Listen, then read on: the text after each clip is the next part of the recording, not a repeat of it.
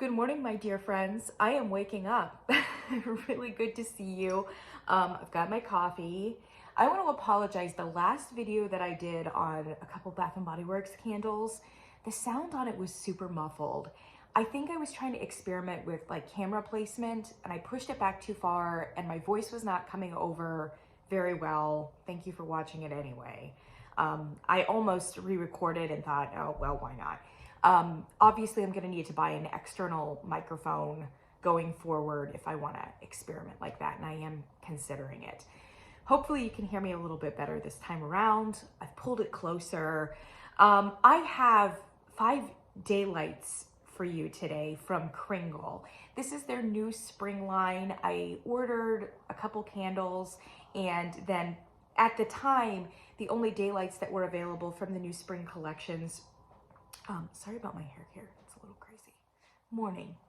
The only daylights that were available were from the Kringle line rather than the country candle line. So they have 6 country candle scents as well. All of them, or most of them, gourmands.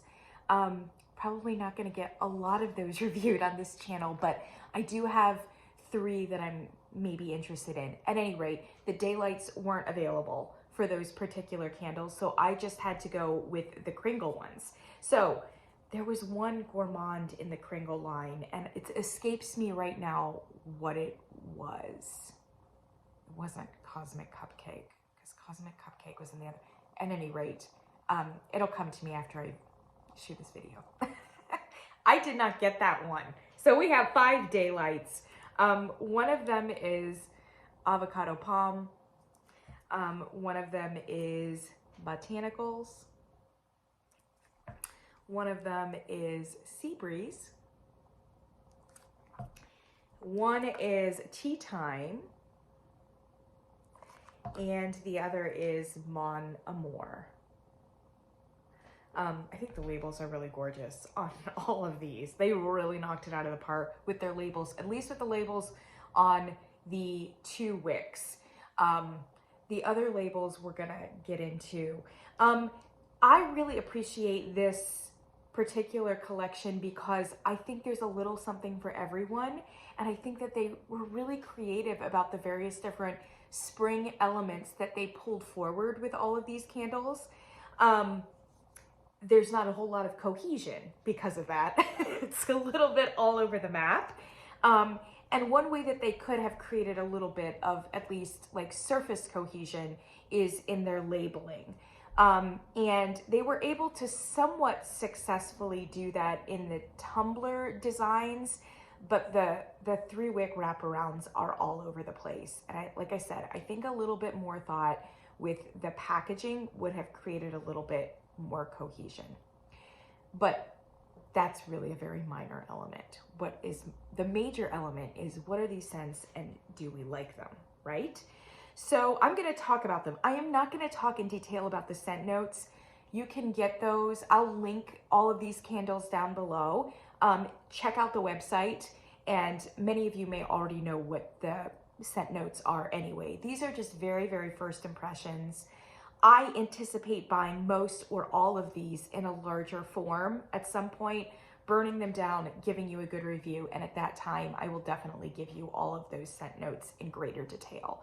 So this is just a very first impression, and all the caveats and disclaimers definitely apply. There's only so much that you can ascertain from a daylight, okay?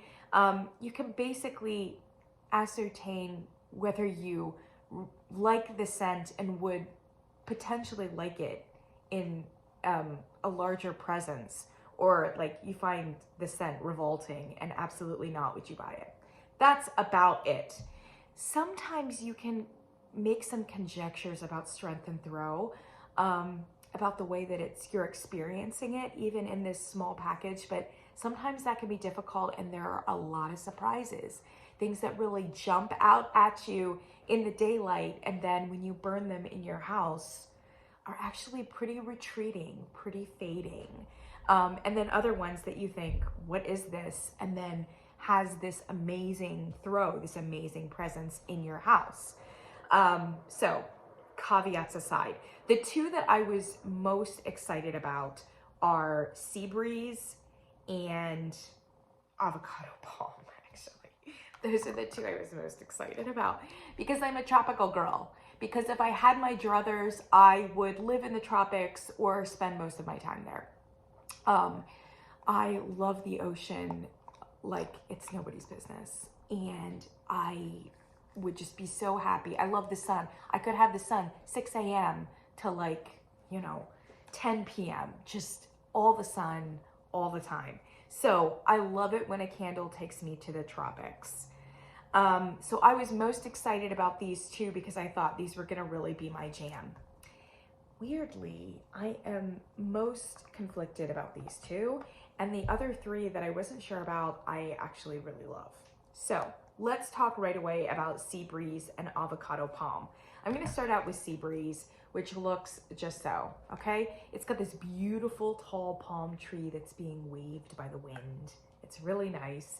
Apropos, I like it a lot. It looks classy in the jar, not too complicated, etc. So,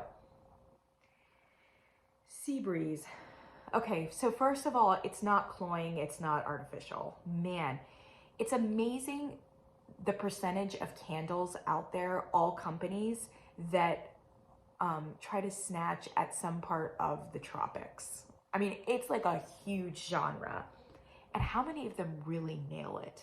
Bath and Body Works, I'm looking at you. You got a lot of tropic candles out there right now. How many of them are really thoughtful, are really extraordinary?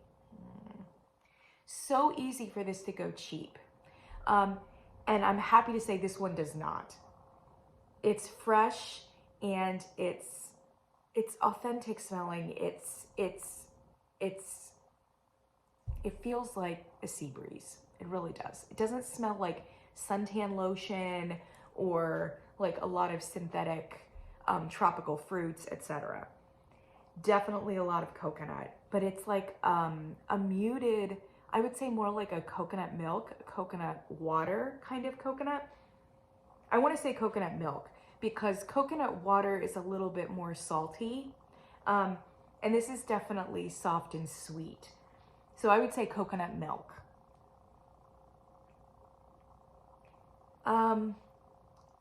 It's a little bit anemic. I'm just not gonna lie. The entire fragrance is anemic. Yes, there might be a little bit of ozone. Yes, there might be a little bit of maybe a touch of salt. I'd like a little bit more salt. But the whole thing is just weak. You really have to put your nose into it. One candle that is going to be reviewed prominently on this channel at some point, stay tuned, is Illume's Coconut Milk Mango, which is like epic. It's an industry leader. Everyone's tried to mimic it. It's an extraordinary candle. And this definitely has the coconut milk that is very similar to Coconut Milk Mango. But whereas Illume's coconut milk is like a 7, and then they add mango to make it even more, this coconut milk is like a 4. And then there's hardly any other elements to it. It's just anemic. I don't know what to say. If this came across my desk developing it, I would say this is an amazing start, but it needs something else. I hesitate to even say this, but like maybe some pineapple? Just a little bit, like you've got to either brighten it up with something fruity, or you could take it another direction. You could go more of the aquatic. And if you go aquatic, I would go brinier, and then you've got to bump up the sweet coconut to really match it. You might even experiment with something like seaweed or kelp or something like that. I don't know. Or you could go more conceptual, and you could do like a coconut with like a little bit of ozone, and then do like amber and go a sandalwood direction. That's a little bit more cliched, but I mean, I trust Kringle to be able to execute it well. From here, this is looking like the throw. What would it be? I mean, if I had to guess or conjecture on the basis of this tea light, I would say it's gonna be like a 6 max. there's just not enough here. Although what's here is admittedly nice. One thing I do want to mention though, the 3-wick wraparound, amazing, flawless. I would buy it in the 3-wick, and I think that's what I'm gonna do. Because the 3-wick is so beautiful with that wraparound, I'm gonna buy it in the 3-wick and hope that with the 3 wicks, it'll give me a little bit more oomph. I would worry about it in the 2-wick formula, or the 2-wick format. Okay, Avocado Palm with this beautiful peach. It's like this peachy with the light green. I mean, the color coordination is incredible. You've got some Monstera there, looking amazing. Okay, so when I originally smelled this, I was like, so this is a laundry scent. That's what it smells like to me. Yes, the tropical elements are there. So there is some green, and it's like a dewy green, like a tropical dewy green. Yeah, palm. That's where the palm is coming in. Tropical dewy green. I don't know what the avocado is supposed to be there for. Maybe the avocado is just conceptual and it's there for like some green element and some creamy element. But then what you've got on top of it is you have some sort of fruity floral accord. It's really nice. It's soft, it's sweet. And there might even be a little bit of ozone, a little bit of salt, which is again lending it a little bit more of a tropical vibe. But for me personally, this is like a super upscale dryer sheet / laundry detergent. So there's something in it, and I can't say that it's like a linen or cotton smell, but there's something in it that's a bit soapy. And it's just contributing to a freshness. It's not an overbearing laundry scent by any means. And it still has like a freshness and a dewiness. But as I've mentioned before, laundry detergents and dryer sheets have gotten very fancy, okay? Gone are the days when you had Bounce doing their one note, conventional, like cliche dryer sheet. Now we have Orchid Noir and Botanical Mist, you know, because our clothes deserve it, right? So this is definitely in the genre of very expensive, premium laundry scent, but I would say a little bit laundry scent. It is also a little bit fading. It's actually got a better presence than the Sea Breeze, but not by a lot. Really not by a lot. This is, again, one of those that I would not risk getting any more than 3 wicks. Here's the problem. The 3-wick does not have this sensibility in terms of aesthetic. It has this like garish pink design with like cartoon painted avocados all around it. Really not good. Really not good. At least for me. It's not in any way, shape, or form my aesthetic. Not something that I would be able to burn with a straight face in my space. And on top of it, it doesn't really match the scent because the scent is a little bit on the fragile side. And then we've got this like really loud 3-wick that if it had just stayed more within the color combination and aesthetic of this, gorgeous, but it doesn't. It just goes in a completely different direction. And for that reason, I'm very unlikely to purchase this. Whereas if the packaging had been a little bit better on that, I think I probably would have. Okay, let's talk about the 3 that I really do like. Botanicals. Okay, so here's Botanicals. Really beautiful. Again, beautiful little aesthetic there. Looks stunning in the 2-wick. Wow. So of all the florals that Kringle has put out, and they've put out a lot of really nice ones, I like this one the best. I just do.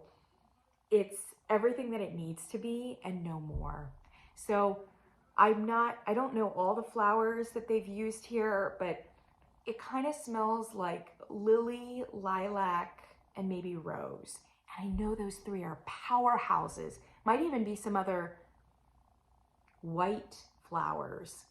But man, the restraint in this candle. There's some greenery around it. You're getting some of the stems. You're getting some of the You're getting some of the leaves, etc. And the flowers themselves are fresh and blooming.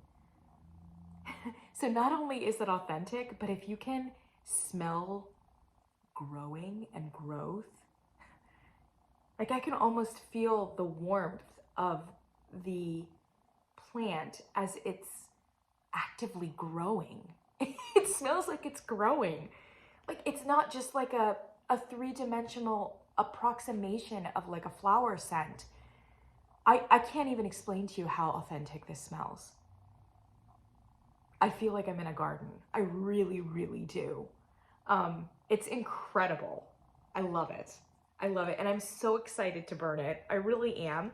I know many people, including Philly Candleman, have been saying if you don't like florals, then don't pick this candle up. I'm going to say the opposite. If you are not sure about florals or floral curious but hesitant, pick this up. I know. There's something about it that makes me think this is so well-rounded, and I just think that there's restraint. There really is. And I think if you're not sure about florals, this would be an amazing one to start with. I think it's toned down, and I just think it's garden fresh. No one particular flower is standing out and overwhelming. Now, Philly Candleman did say that it has like outsourced strength and throw. So I would not pick up the 3-wick on this, especially if you're curious about florals but not quite there. I would definitely get this in the 2-wick. That's all you're gonna need, and put it in a space that's big, as big in your house as you can, and be prepared to like open the windows if it gets to be too much, etc. But to my nose here in the daylight, this is one of the freshest, most authentic, and most gentle botanicals I've smelled in a really long time. I think it's extraordinary, so I highly recommend it. Okay, and then I've got Mon Amour and Tea Time. Let's go with Tea Time, which Mick Kittredge revealed to us is a repackage of a very early scent for them, which is, what was it called? Black Tea and Honey. I think it was Black Tea and Honey. I think this was like, it's over 10 years old. I love this, and I did not expect to. So it is tea forward. It's black tea forward, and there's a lot of clove. And there's also a little bit of citrus. So for those of you who are familiar with the tea Constant Comment, this is very similar, okay? Constant Comment is amazing. Very similar. It might be a little bit more tea forward than even Constant Comment is. So Constant Comment is just overwhelmed with like citrus and spice. So much so that like the tea element is sometimes lost. I would say this foregrounds the tea, even though it does have the spicy elements, a lot of clove, and then there's a little bit of anise in here too that's warming it up, but still making it spicy. I don't know that there's cinnamon. If cinnamon is here, it's definitely supporting cast, which is great. And then there's something underneath, and that is just grounding it and making it not thin and astringent and biting, which might be musk or something else. It's not overly masculine though. And it's just extraordinary. It's a complex scent that brings back memories, etc. It has layers, it has a depth, and the tea and the clove element with the orange is just blended so well, and yet it also it's not muddled or pureed in such a way that you can't still pick out the individual elements. I am loving this, and I'm really excited about how it burns. There are many people who say, well, this should not be in a spring line, this is a fall line. I'm gonna say no to that. I think this is a spring line because there's a lot of real estate in the fall and in the holiday season. I wouldn't mess around with something like this. This actually is for this season, I think. It's March, folks. I mean, it's blustery, it's rainy, it's cool. Like, for many of us, really spring hasn't started yet in earnest. And this is a perfect, and I love the way that London is being invoked here. This is a real London vibe, which is to say that most days are cold and rainy and dreary, even and perhaps especially in the spring. This is perfect for those days when like sea breeze just seems like a delusional aspiration, and some of the botanicals seem like a joke too. We haven't quite gotten to the place. Many of us are weeks and weeks away from those kinds of flower blooms, right? This is perfect. I do think that the packaging makes it so spring-like that it doesn't fit with this scent a whole lot. So if I was Kringle, I would have put a label on that was a little bit more London fog, that was a rainy scene, people with umbrellas. Tea time means getting out of the cold rain and brewing a pot of a cuppa, something that is going to cheer you with spices, etc. It's going to warm you in more ways than one. So I just think maybe the packaging, since it's so similar to Mon Amour, they could have done a nice rainy scene. And I think that that would have helped explain or sell to the audience why it is that this is a beautiful scent for early spring. Okay, so Mon Amour is last, arguably my favorite. I opened this up and I just smiled immediately. I'm like, yes, I need this. All of this. I just want to smell this for the rest of my life. So everybody is saying that this is a dupe for a very expensive perfume. I think Baccarat, Rouge, who knows what, you know. I don't have that perfume. I'm not going to smell it, and I'm definitely not going to buy it. To be honest, it smells a little like a perfume that like Victoria's Secret would put out. It's expensive. It's not cheap. It's not cheap. It doesn't smell like a Bath and Body Works like fragrance mist or something like that. But it's within the genre of a woman's perfume, an upscale version of something from like Bath and Body Works. So immediately you get hit with something that is very sweet, warm, so warm. I mean, it's glowing, bright orange. I think there's a little bit of like amber and sandalwood, which I love, so sign me up. And then there's something that's like caramel. It's like a caramel overtone, which I don't usually love, but man, it's working here because I think it's grounded with the amber and the sandalwood. Oh gosh, like I said, if there was a color for this, it would be orange and yellow and all of those kinds of colors, which is actually different than what this label is. I don't know. I feel as though this scent could maybe be repackaged as something else that would maybe bring out those glowing elements, whereas Mon Amour is just taking us to a very fresh and green Parisian landscape. And there's nothing fresh or green about this particular scent, but it's gorgeous. It really is. It is a perfume, but it's not like a traditional heavy perfume. Like I said, it's glowing. It's glowing and it's scrumptious. And I say that as not a gourmand person. I love it. I love everything about it. One caution, there have been reports that the throw on this is pretty weak, which is amazing because of all the candles here, it's the one that has the biggest presence smelling it as a daylight. So if you're gonna pick it up, think about getting it in the wraparound 3-wick. Unfortunately, this is another one where the aesthetic of the 3-wick wraparound is not great. It's all one color. It's like muddy.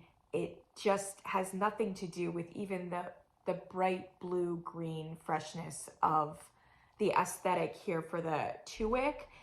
which I don't love, but it's not on the level of the Avocado Palm one. And I think that if I got it, I'd be tempted to get it in the 3-wick just to make sure that I really had volume on this in my house. Okay, that's all of it. I'm sorry that it took so long, even without going over the scent notes. Those are my first impressions. But, you know, upon burning them, upon buying them in another iteration, I suspect I'm going to have some surprises, both pleasant and perhaps less pleasant. So all bets are off until you buy it in a larger format. But that's what I'm thinking. I like them all.